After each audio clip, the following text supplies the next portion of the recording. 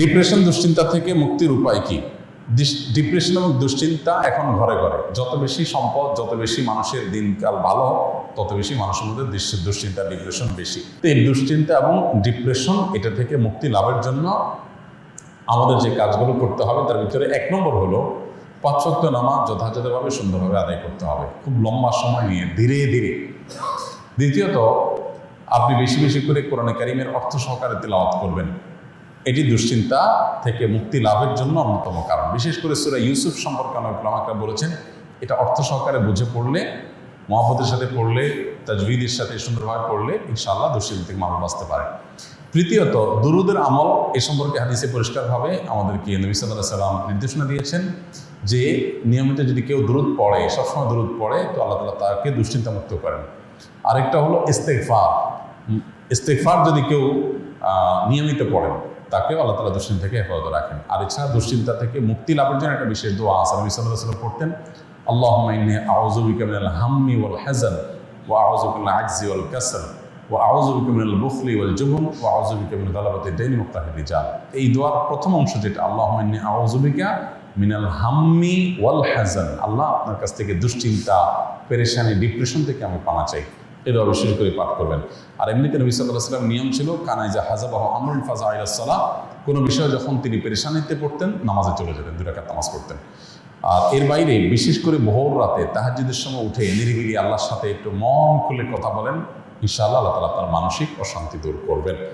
আমি এক জাহেল ফ্যামিলির আলেম। আমার পারিবারিক অবস্থা এমন যে কেউ কারোর সাথে একান্ত প্রয়োজন ছাড়া কোনো কথাই বলে না।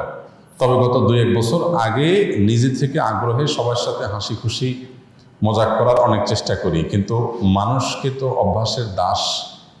অভ্যাসের দাস, সেই হিসাবে তাহার হয়ে ওঠেনি। এক্ষেত্রে আমার করণীয় কি? দেখুন, আমরা সবসময় বলি যে পরিবার যদি পরিপূর্ণ দিনদার না হয়, তাহলে সবাই আসলে দিনের উপরে চলতে পারে না, খুব কঠিন হয়।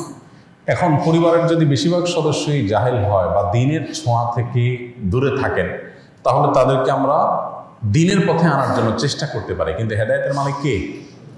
আল্লাহ। আপনি চেষ্টা করতে পারেন, আল্লাহ যদি হেদায়েত না লেগে থাকেন তার নসিবে, তাহলে আসলে সে হেদায়েত পাবে না। এখন চেষ্টাগুলো কিভাবে হতে পারে? কয়েকটা ওয়ে হতে পারে। নাম্বার 1, নিজেদের সুন্দর আচরণ, উত্তম ব্যবহার, উত্তম আখলাক দিয়ে আপনি তাদেরকে আপনার প্রতি আকৃষ্ট করতে পারেন।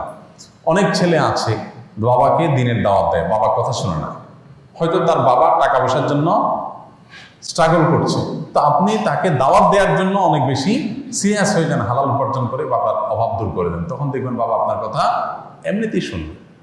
তো এইভাবে পরিবারের সদস্যদেরকে বৈধ উপায়ে তাদেরকে কনভিন্স করার চেষ্টা করতে হবে। এর বাইরে তাদেরকে হেদায়েতের জন্য আল্লাহর কাছে চোখের পানি ফেলে দোয়া করতে হবে। আমরা অনেকে শুধুমাত্র ওয়াজ নসিহত করে ছেড়ে দিই, আমি আল্লাহর কাছে দোয়া করব। আসল তো তার দিলের মালিক আল্লাহ তাআলা। আবু হুরায়রা রাদিয়াল্লাহু তাআলা আনহুর মা মুসলমান ছিলেন না।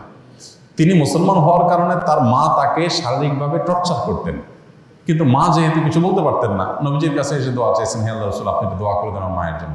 আল্লাহ তাআলা দোয়া করেছেন, আল্লাহ আবু হুরায়রার মাকে আপনি হেদায়েত দান করেন। তিনি পর্যায়ে দেখেন তার মা ঈমান আনার জন্য প্রস্তুত হয়ে বসে আছেন। তো এই জন্য হেদায়েতের জন্য পরিবারের সদস্যদের নামে খুব সিরিয়াসনেসের সাথে, খুব আন্তরিকতার সাথে, খুব কায়মন বাক্যে আল্লাহর কাছে চোখের পানি ফেলে দোয়া করতে থাকেন, তাদের নাম ধরে ধরে। আর এদিকে নিজের চেষ্টা অব্যাহত রাখেন। এরপর যদি হেদায়েত তারা না পায়, আল্লাহর পরে ন্যস্ত করে দেন, আপনারা কোনো দায়িত্ব থাকলো না।